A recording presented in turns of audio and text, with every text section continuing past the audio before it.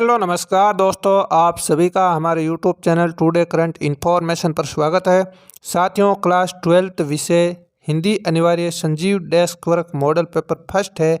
आज हम संपूर्ण हल करने वाले हैं।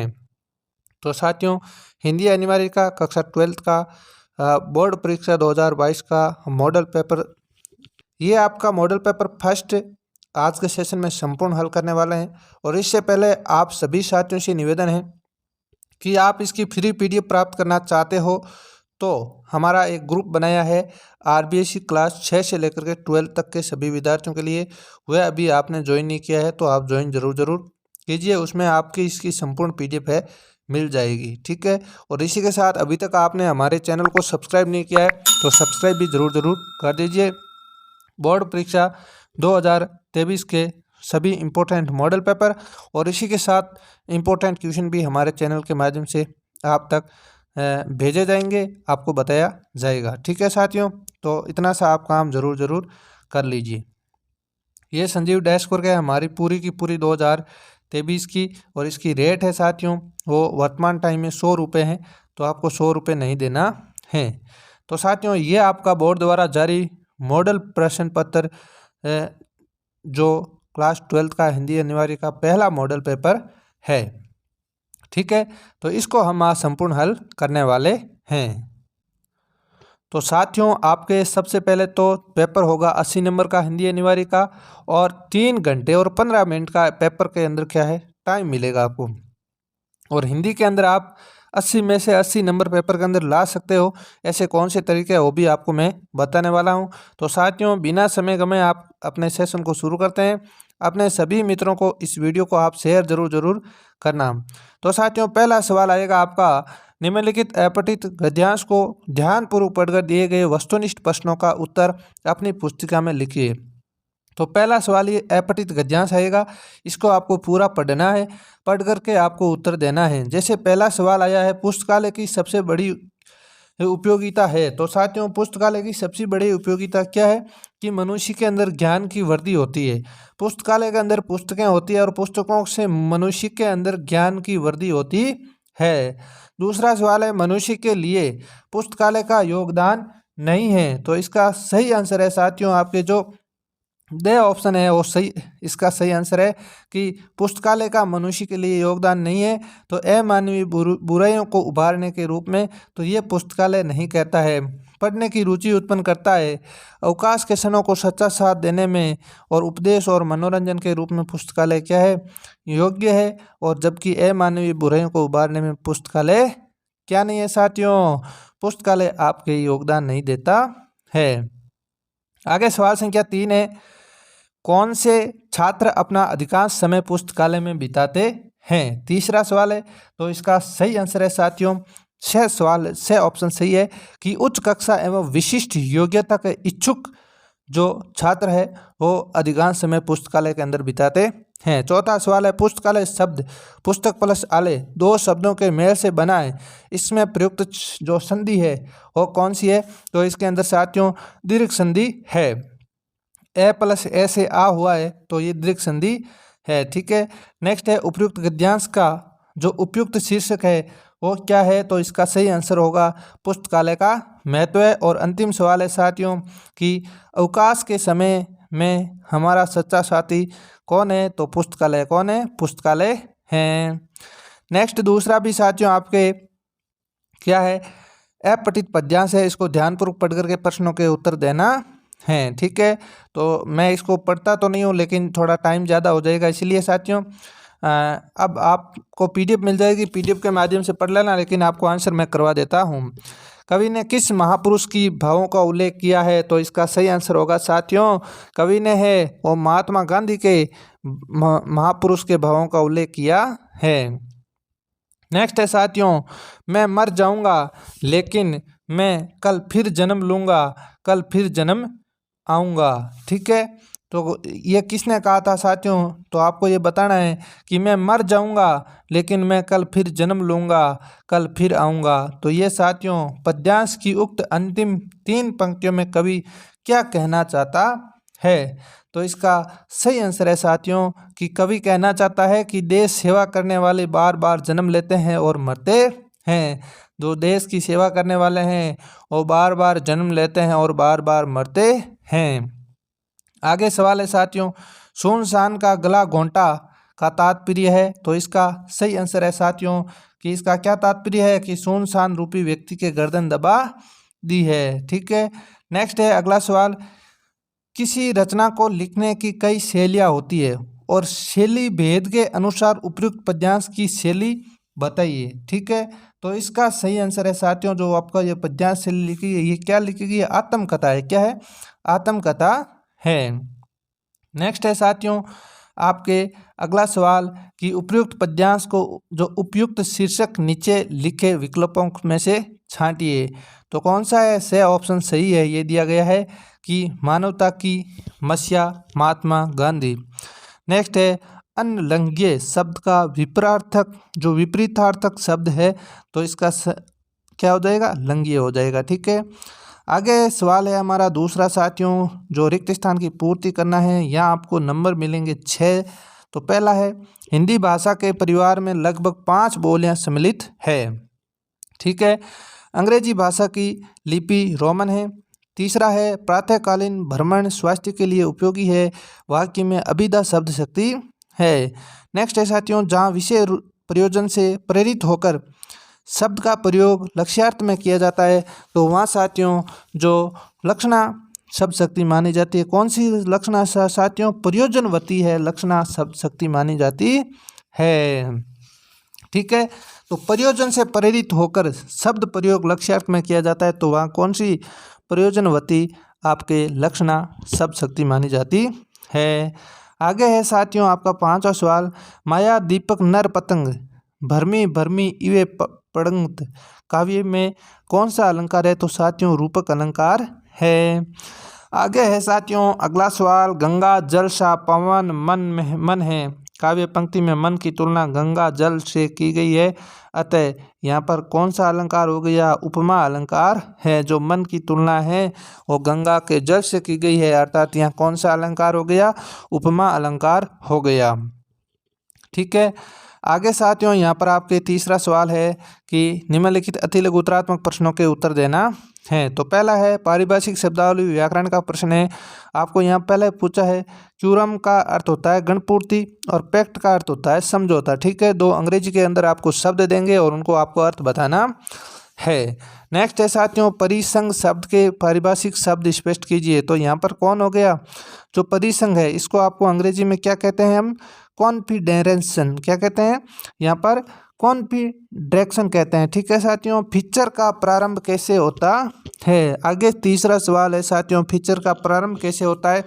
तो यहाँ पर फीचर का आरंभ रोचक भाषागत सौंदर्य से युक्त। फीचर का आरंभ कैसे होता है? रोचक होता है, भाषागत सौंदर्य से युक्त होता है, घटना की सत्यता से पूर्ण परिपूर्ण सरल सहज और स्पष्ट व बिंबात्मक होता है।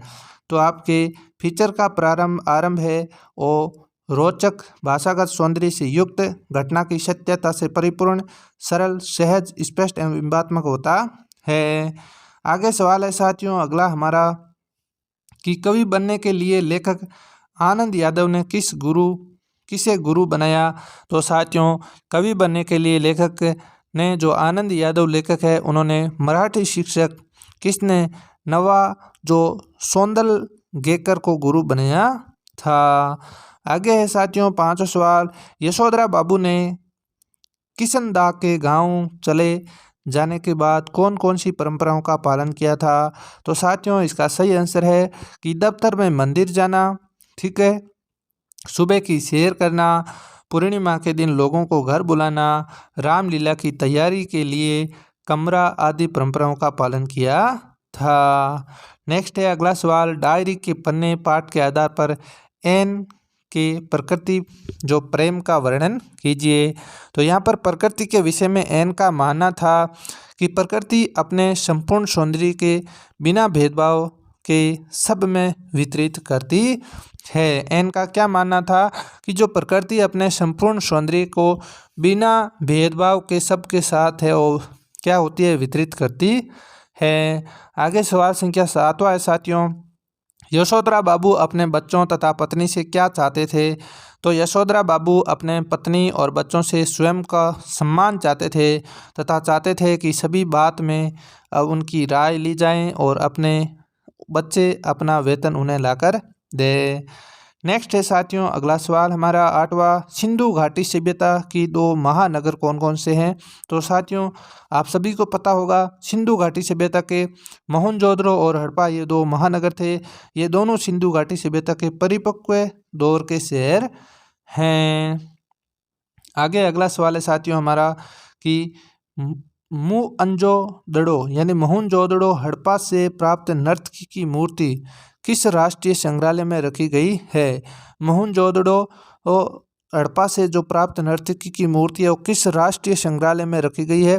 तो आपको याद रखना है कि नर्तकी की मूर्ति दिल्ली के राष्ट्रीय संग्रहालय में रखी गई है। 10वां सवाल है, कवि निराला ने अस्थिर सुख पर दुख की छाया किसको कहा है? तो क्रांति और विनाश की आशंका को अस्थिर सुख पर दुख की छाया कहा है किसने? कवि निराला ने। किसने कहा है? कवि निराला ने कहा है। आगे सवाल है साथियों हमारा, जाति प्रथा को श्रम विभाजन का ही एक रूप न मानने के पीछे अम्बेडकर के क्या तर्क है? तो साथियों इसका सही आंसर है कि क्योंकि ऐसा विभाजन अस्वाभाविक है और मनुष्य की रुचि पर आधारित नहीं है। इसमें व्यक्ति की क्षमता पर विचार किए बिना उसे वंशगत पेशे से बांध दिया जाता है। तो अम्बेडकर कहते हैं कि जाति प्रथा को श्रम विभाजन का एक रूप मानने से पीछे उनका यही तर्क था क्योंकि ऐसा विभाजन अस्वाभाविक है। ठीक है, मनुष्य की रुचि पर आधारित नहीं है ये, और जो व्यक्ति की क्षमता पर विचार किए बिना ही उसे वंशगत में जो है बांध दिया जाता है। तो ये उनका विचार था। आगे साथियों हमारे लघुतरात्मक सवाल है खंड ब के अंदर। यहाँ पर आपका पहला सवाल है, भारत में इंटरनेट पत्रिका का प्रारंभ किस प्रकार हुआ? संक्षेप में लिखिए। तो आपको यहाँ से 2 नंबर मिलने वाले हैं। तो साथियों इंडिया टुडे पत्रिका इंटरनेट पर सर्वप्रथम उपलब्ध हुई। कौन सी पत्रिका साथियों? इंडिया टुडे पत्रिका। ठीक है, सर्वप्रथम इंटरनेट पर उपलब्ध होने वाली जो पत्रिका है इंडिया टुडे पत्रिका है। जबकि अभिव्यक्ति हिंदी की पहली ई पत्रिका है। कौन सी? अभिव्यक्ति। ठीक है, और इसके बाद अनुभूति, रचनाकार, हिंदी नेस्ट, कविता कोश व संवाद आदि पत्रिकाओं को इंटरनेट पर आवागमन हुआ। आगे चलकर अनेक प्रकाशक संपादकों ने अपनी प्रतिष्ठित पत्रिकाओं में ई संस्करण जारी किए और फलस्वरूप आज हंस हो गया, कथा देश हो गया, इसके अलावा तद्भव हो गया, ज्ञानोदय जैसी अनगिनत पत्रिकाएं इंटरनेट पर मौजूद है। ठीक है, नेक्स्ट है 5वां सवाल, प्रिंट मीडिया रेडियो माध्यम से प्रत्येक से संबंधित 2 कमियां बताइए। जो प्रिंट मीडिया रेडियो माध्यमों से प्रत्येक से संबंधित क्या है? 2 कमियां बताना है साथियों। तो प्रिंट मीडिया यानी अखबार, तो यहाँ पर अखबार को है अशिक्षित लोगों के लिए अनुपयोगी है तथा रेडियो एवं टीवी की भांति तुरंत घटती घटना की जानकारी न दे पाना इसकी कमी है। तो वहीं साथियों रेडियो माध्यम की जो भाषा वर्तनी की अशुद्धता व लंबे वाक्यों व जटिल संख्याओं का प्रयोग करना प्रमुख कमी के अंतर्गत आता है। तो साथियों जो प्रिंट मीडिया होता है, अखबार होता है, वो क्या होता है साथियों? अशिक्षित लोगों के लिए अनुपयोगी है और रेडियो तथा टीवी की भांति तुरंत घटी घटनाओं की जानकारी न दे पाना इसकी कमी है। और वही रेडियो माध्यम में भाषा वर्तनी की अशुद्धता व लंबे वाक्यों व जटिल संख्याओं का प्रयोग कर प्रमुख इनकी कमी के अंतर्गत आता है। आगे साथियों सवाल संख्या आपके है 6, खाद्य पदार्थों में मिलावट विषय में एक आलेख लिखिए। तो साथियों खाद्य पदार्थों में मिलावट, वर्तमान में लोगों को इतना लालच बढ़ गया है कि वे खाद्य पदार्थों में मिलावट के नए नए तरीके अपना रहे हैं और नैतिकता एवं मानवता से गिरकर आम जनता के जीवन के साथ खिलवाड़ कर रहे हैं। वे खाद्य एवं पेय पदार्थों के खुलेआम मिलावट कर रहे हैं। अब तो स्वास्थ्य रक्षक कीमती दवाओं तथा बड़ी नामी कंपनियों के उत्पादकों में भी मिलावट मिल रही है और इस विकट चुनौती का सामना कैसे हो ये विचारणीय है। ठीक है साथियों, तो नेक्स्ट है अपना 7वां सवाल कि भाषा को सहूलियत से बरतने से क्या अभिप्राय है। तो साथियों इसका सही आंसर है कि भाषा अभिप्राय क्या है, भाषा को सहूलियत से बरतने से। तो अभिप्राय यह है साथियों कि मानव जाति के विकास में अभिव्यक्ति का महत्वपूर्ण जो साधन या संप्रेषण भाषा है, ठीक है। और व्याकरण भाषा का संपूर्ण शास्त्र है। पदों की शुद्धता और शब्दों को सही प्रयोग व्याकरण के नियमों पर आधारित होता है और इसीलिए भाषा को सहूलियत से बरतने के लिए ध्वनि, वर्ण, वाक्यांश या वाक्य आदि के ज्ञान तथा शुद्ध प्रयोग के लिए व्याकरण का ज्ञान आवश्यक है। नेक्स्ट है साथियों हमारा अगला सवाल 8वां कि कविता के बहाने कविता में बताए गए सब घर एक कर देने के माने क्या है। ठीक है, तो कविता के बहाने कविता से बताए कि सब घर एक कर देने के माने क्या है। तो इसका सही सवाल है सब घर एक कर देने का आशय यह है कि आपसी भेदभाव, अलगाव बोध और आस पड़ोस के अंतर को समाप्त करके सभी के प्रति अपनत्व की भावना रखना और वैसे ही आचरण करना। बच्चे खेल में अपने पराये का भेद भूल जाते हैं, सभी घरों को अपना घर जैसा मानते हैं। उसी तरह कवि अपनी कविता में सारे मानव समाज का सम्मान मानकर अपनी बात कहना चाहता है या अपनी बात कहता है। नेक्स्ट है 9वां सवाल, जीजी के त्याग और दान के विषय में क्या विचार थे, काले मेघा पानी दे अध्याय के आधार पर समझाइए। तो साथियों यहाँ पर इसका सही सवाल है। इस संबंध में जीजी के विचार थे कि जो चीज़ मनुष्य पाना चाहता है उसे पहले खुद देना पड़ता है, त्याग करना पड़ता है।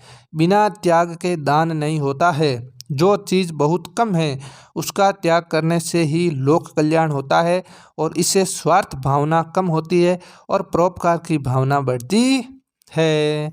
तो ये इसका सही आंसर था। आगे 10वां सवाल है, चार्ली सबसे ज़्यादा स्वयं पर कब हंसता है।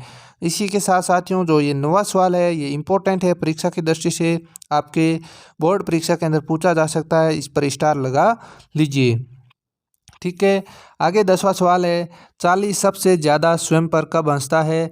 तो चार्ली है साथियों, ठीक है ना। तो यहाँ पर चार्ली जो है स्वयं पर सबसे ज़्यादा तब हंसता है जब वह स्वयं को गर्वान्वित आत्मविश्वास से लबरेज, सफलता, सभ्यता, संस्कृति तथा समृद्धि के प्रति मूर्ति दूसरों से अधिक शक्तिशाली तथा श्रेष्ठ रूप में दिखता है। तब वह ऐसा अवसर निर्मित कर देता है कि सारी गरिमा का वो त्याग कर हास्य का पात्र बन जाता है। कौन साथियों? चार्ली। कौन? चार्ली। आगे यहाँ पर साथियों छह खंड के अंदर आपको जो प्रश्न पूछे हैं कुछ अथवा के अंदर है और यहाँ पर आपको एक बात ध्यान में रखनी है, जो शब्द सीमा दी रखी है उसको आपको बिल्कुल भी भूलना नहीं है, उसी के अनुसार आपको आंसर याद करना है। 60 से लेकर 80 शब्दों तक उत्तर देना है। प्रत्येक प्रश्न अथवा के अंदर होगा। अगर अथवा के में से एक प्रश्न आपको करना होगा और 3 नंबर आपको मिल जाएंगे। ठीक है साथियों, तो पहला यहाँ पर हमारा है कि रुबैया के आधार पर घर, आंगन में दिवाली और राखी के दृश्य बिंब को अपने शब्दों में लिखिए। और इसी के साथ अथवा के अंदर सवाल दिया है साथियों, निराला जी की बादल राग कविता का उद्देश्य क्या है। वर्तमान सामाजिक परिवेश में इस रचना के प्रभाव का आकलन कीजिए। तो हम पहले उत्तर जानते हैं कि रुबैयों के आधार पर घर, आंगन में दिवाली और राखी के दृश्य बिंब को अपने शब्दों में लिखना है। तो यहाँ पर साथियों इसका आंसर है कि फिराक गोरखपुरी ने रुबैया में दिवाली का दृश्य बिंब बहुत ही सुंदरता से इस प्रकार चित्रित किया है कि शाम का समय लिपा पुता और स्वस्थ घर आंगन में माँ अपने बच्चों के लिए जगमगाते चीनी के खिलौने सजाती है और प्रसन्नता से दीपक जलाती है और बच्चों के खिलखिलाहट से पूरा घर आंगन जगमगा जाता है। ठीक है साथियों, और इसी के साथ अगला हमारा अथवा के अंदर सवाल था कि निराला जी की जो बादल राग कविता का उद्देश्य क्या है। वर्तमान सामाजिक परिवेश में इस रचना का प्रभाव का आकलन कीजिए। तो यहाँ पर साथियों बादल राग कविता सूर्यकांत त्रिपाठी निराला की क्रांतिकारी भावों से पूरित कविता है और इसमें कवि ने बादलों की क्रांति का प्रतीक माना है। किसको साथियों? बादलों को है क्रांति का प्रतीक माना है। सूखी उजाड़ प्यासी धरती को बादल वर्षा द्वारा संचित कर तृप्त करते हैं, भूखे गरीब किसान व मजदूरों की आशाओं का संबल बनते हैं। क्रांति के प्रतीक बादलों की गर्जना सुनकर पूंजी वर्ग भयभीत हो जाता है। इस क्रांति की बाढ़ में शोषित वर्ग की लाभान्वित होता है और इस मूल स्वर को प्रकट करते हुए कवि ने सामाजिक और आर्थिक वैषम्य को यथार्थ चित्रण है वो अपनी कविता में किया है। तो ये साथियों इसका सही आंसर था। अगला सवाल है, शिरीष के फूल नाम पाठ में लेखक ने साहित्य, समाज, राजनीति में पुरानी और नई पीढ़ी में किस द्वंद्व का संकेत किया है? तो साथियों इसका सही आंसर है कि लेखक ने साहित्य, समाज और राजनीति के क्षेत्र में नई और पुरानी पीढ़ी के द्वंद्व को यह कहकर स्पष्ट किया है कि पुरानी पीढ़ी के लोग पदलिप्सा, अधिकार की महत्वाकांक्षा की भावना को तब तक नहीं छोड़ते थे जब तक नई पीढ़ी के लोग उन्हें धक्का देकर नहीं हटाते हैं। पद और अधिकार की इतनी लिप्सा अच्छी नहीं होती है। व्यक्ति को समय को रुक देकर व्यवहार करना चाहिए, अन्यथा उसे अपमानित होना पड़ता है। कवि कहता है कि जो बड़े बड़े लोग हैं, बड़े बड़े अधिकारी हैं, वो अपना पद छोड़ नहीं देते हैं। नई पीढ़ी आ चुकी है तो भी नहीं छोड़ते हैं, लेकिन नई पीढ़ी है उन्हें धकेल कर बाहर निकालती है, तब उन्हें क्या है, अपमानित होना पड़ता है।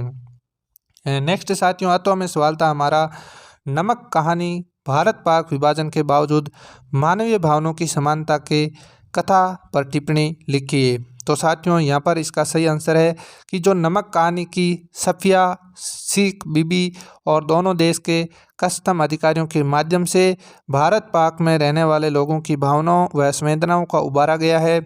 भारत पाक का विभाजन होने पर भी सामान्यतः जनता अपनी सद्भाव बनाए रखना चाहती है। सरहद के दोनों ओर विवाह संबंध हो रहे हैं। दोनों देशों की जनता को रेल और बस से यात्रा करने की सुविधाएं मिल रही है। तीर्थ यात्री, खेलों में भाग लेने वाले खिलाड़ी तथा कलाकार भी है वो आते जा रहे हैं। पाकिस्तान के कई बच्चों के भारत में सफल ऑपरेशन हुए हैं और इस तरह आम लोगों की संवेदनाओं में समानता है। नेक्स्ट है साथियों सवाल संख्या अगला हमारा 13वां सवाल है कि सूर्यकांत त्रिपाठी निराला और इसी के साथ विष्णु खरे का लेखक परिचय दीजिए। तो ये साथियों इनका लेखक परिचय थे और इसी के साथ बोर्ड के अंदर है यहाँ पर आपको अब की बार सूर्यकांत त्रिपाठी निराला, इसके अलावा जितने भी 12th के अंदर में कवि है उनकी एक लिस्ट बना करके आपको दूंगा और उसमें से आपको याद कर लेना। 100% वही प्रश्न है छपने वाला है और एक प्रश्न को आपको कितने नंबर मिलने वाला है साथियों? 4 नंबर आपको मिलने वाले हैं। तो यहाँ पर सूर्यकांत जो त्रिपाठी निराला है इन पर आप है वो स्टार लगा लीजिए, आने की संभावना है। ठीक है, तो यहाँ पर आपको बताना है कि महाप्राण कवि सूर्यकांत त्रिपाठी, जो सूर्यकांत त्रिपाठी का निराला का जन्म है 1899 में बंगाल राज्य के मेदिनीपुर ग्राम में हुआ था और इन्होंने स्कूली शिक्षा अधिक प्राप्त नहीं की, लेकिन स्वाध्याय में अनेक भाषाओं का ज्ञान प्राप्त किया और कविता को नए स्वर देने के लिए निराला छायावाद के ऐसे कवि है जो एक और कबीर परंपरा से जुड़ते हैं और दूसरी ओर समकालीन कवियों की प्रेरणा स्रोत भी है। इनकी प्रमुख रचनाएं हैं अनामिका, परिमल, गीतिका, बेला, नए पत्ते, अणिमा, तुलसीदास, कुकुरमुत्ता, ये इनका काव्य संग्रह है। इसके अलावा साथियों यहाँ पर चतुर चमार, प्रभावती, बिलेसुर और बकरिया, काले कारनामे, गद्य आदि, समन्वय, मतवाला, इनकी यह साथियों 2 पत्रिका है, समन्वय और मतवाला, किसकी? सूर्यकांत त्रिपाठी निराला की। ठीक है, इनका संपादन किया और विषय और भावों की तरह भाषा की दृष्टि से भी निराला की कविता को कई रंग है और 1961 में इलाहाबाद में इनका है देहांत हो गया है। ठीक है साथियों, तो ये इनका क्या था, परिचय था, ये आपको याद रखना है। आगे साथियों विष्णु खरे का हमें परिचय बताना है। तो यहाँ पर साथियों हिंदी कविता और आलोचना में जो विष्णु खरे एक विशिष्ट हस्ताक्षर है। इनका जन्म 1940 में मध्य प्रदेश के छिंदवाड़ा जिले में हुआ था और ये विश्व सिनेमा के अच्छे जानकार थे। ये फिल्मों को समाज, समय और विचारधारा के आलोकों में देखते हैं। इनकी प्रमुख रचना है कविता संग्रह एक गैर रोमानी समय में, खुद अपनी आँख से सबकी आवाज़ पर्दे में, पिछला बाकी आलोचना है साथियों इनकी कि आलोचना की पहली किताब, सिनेमा पढ़ने के तरीके आदि। और इनको रघुवीर शाह सम्मान, शिखर सम्मान, मैथिली शरण गुप्त सम्मान, फिनलैंड का राष्ट्रीय सम्मान, knight of the order of the white rose आदि से सम्मानित भी किया जा चुका है। तो परीक्षा की दृष्टि से यह भी इम्पोर्टेंट है, आपके कवि परिचय, लेखक परिचय हैं। ठीक है, आगे है यशोधरा बाबू की पत्नी, उनकी अपेक्षा अधिक प्रगतिशील और उदाहरण सहित समझाइए। तो यहाँ पर आपको इनका सही आंसर है और कि यशोधरा बाबू ठेठ ग्रामीण परिवेश से मैट्रिक पास कर दिल्ली महानगर के किशनदा के पास नौकरी प्राप्त करने की इच्छा से पूरित होकर आए थे और उनकी पत्नी भी ग्रामीण परिवेश की थी और कम शिक्षित थी। फिर भी उनकी पत्नी उनकी अपेक्षा महानगर के जीवन से, यथार्थ आधुनिकता से पूर्ण प्रभावित थी और वह अपने पति के नारे का विरोध करती थी। वह आधुनिक रंग ढंग से रहना चाहती थी। वह अपनी बेटी के कहे अनुसार नए ढंग से कपड़े पहनना चाहती थी। उसने होठों पर लाली, बालों पर खिजाब लगाना और ऊंची एड़ी की चप्पल पहनना, सिर पर पल्लू न रखना प्रारंभ कर दिया था और इस प्रकार वह ग्रामीण परिवेश को भूलकर शहरी जीवन की ओर आकृष्ट हो गई। और इस तरह कह सकते हैं कि यशोधरा बाबू की जो पत्नी है अधिक प्रगतिशील है। और इसी के साथ साथियों अथवा के अंदर सवाल था हमारा कि लेखक आनंद यादव संघर्ष करके जीवन को ऊंचा बनाता है, आप इससे है वो कहाँ तक सहमत है, प्रमाण सहित सिद्ध कीजिए। तो ये 6 नंबर का सवाल है साथियों। तो आपको बताना है कि यहाँ पर साथियों कि मनुष्य के जीवन की परिस्थितियाँ चाहे जितनी विकट हो, सामने भीषण संकट हो, बाधाएं हो, उनसे घबराना नहीं चाहिए। उसे सहनशीलता, धैर्य, हिम्मत और संघर्ष के साथ अपने लक्ष्य की ओर बढ़ते रहना चाहिए। पढ़ाई छूट जाने के बाद भी लेखक के मन में पढ़ने की तीव्र लालसा है, क्योंकि आगे पढ़कर ही नौकरी प्राप्त की जा सकती है और जीवन को सफल बनाया जा सकता है, किंतु उसका पिता बाधा बना हुआ है। और जो लेखक इस संकट में रास्ता निकालता है वह माँ की सहायता से पिता को सीधी राह पर ले जाता है और इसके लिए सारे उपाय खुद सुझाता है। वह अपने पिता की सारी शर्तें मानकर पाठशाला जाने लगता है। पाठशाला में बच्चे उसका मजाक उड़ाते हैं, किंतु वह धैर्यपूर्वक अपनी पढ़ाई करता चला जाता है। परिणाम स्वरूप वह सबका चहेता बन जाता है। वह संघर्ष कर आगे बढ़ने में सफल हो जाता है और उसका भविष्य संवर जाता है। तो कवि कहते हैं साथियों, आपके साथ कितना भी संकट हो, कितनी भी विकट परिस्थितियां हो, आपको घबराना नहीं है। आपको साथियों सहनशील, धैर्य, हिम्मत और संघर्ष के द्वारा अपने लक्ष्यों की ओर आगे बढ़ना है और अपने माता पिता का नाम रोशन करना है। तो साथियों आप कमेंट बॉक्स में लिखें कि सर अब की बार हम अपने माता पिता का नाम रोशन कितने प्रतिशत अंकों के साथ करेंगे। ये आप अभी से ठान लीजिए और अभी से अपना संघर्ष है वो चालू कर दीजिए और निश्चित रूप से आपको अच्छे अंक मिलेंगे। ये मैं हमारे पूरे परिवार की ओर से आपको अग्रिम बधाई देना चाहता हूँ। यहाँ पर साथियों आपका 15वां सवाल आएगा कि जो सप्रसंग व्याख्या करनी है। एक पद्यांश दिया जाएगा, उस पर आपको सप्रसंग व्याख्या की जाएगी। ठीक है, तो साथियों यहाँ पर 2+4 ये इसका क्या मतलब हो गया साथियों। जो व्याख्या की जाती है उसके अंदर साथियों आपको क्या दिया जाएगा, यहाँ पर ध्यान से देख लेना।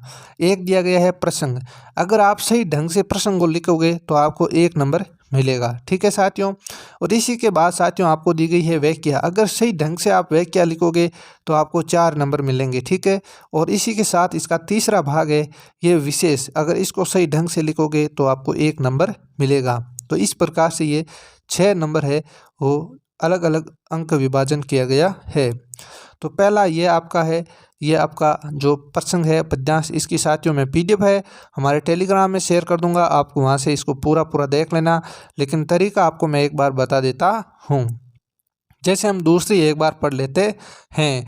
बहुत काली शीला जरा से लाल केसर से, कि जैसे धुल गई हो स्लेट पर, या लाल खड़िया चाक मल दी हो किसी ने, नील जल में किसी की गोर झिलमिल दे जैसे हिल रही हो और जादू टूटा है इस उषा का अब सूर्य उदय हो रहा है। तो यहाँ पर साथियों आपको जो सूर्य उदय है इस पर देखो आपको प्रसंग कैसे लिखना है।